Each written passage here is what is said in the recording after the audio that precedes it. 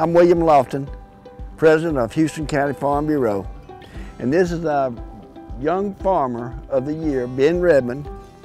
So I didn't grow up farming. I grew up kind of around equipment. My dad does excavating, and I went to work at John Deere after high school, and kind of that got me a little more involved in agriculture around farms, and started with 4 heifers, and then I bought a few cows, and then as I was working at John Deere, I come across a farm in Humphreys County that I ended up buying, and that was kind of my start. Just kind of grew from there. So I've got about a little over 600 acres, run about 300 cows. Sometimes we market them through the stockyard.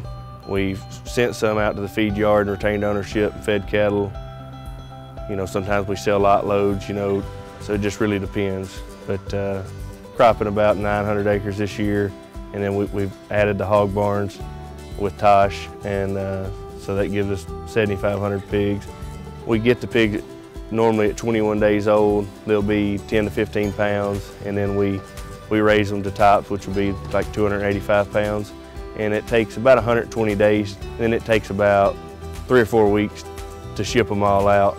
And they all go to Swift in Louisville, Kentucky. We raise all our own hay. We started silage 2 years ago, and we're gonna cut back on the hay a little bit and do a little bit more corn silage. The rest of the corn, it'll go for grain. We've been marketing it through Gavilan and New Johnsonville, which is about 30 miles from here, and then about 400 acres of beans this year. The beans will also go to Gavilan and New Johnsonville. I like being diversified with cattle, hogs, and crops, and didn't really ever know how I'd make it happen because there wasn't any family land or anything to really farm.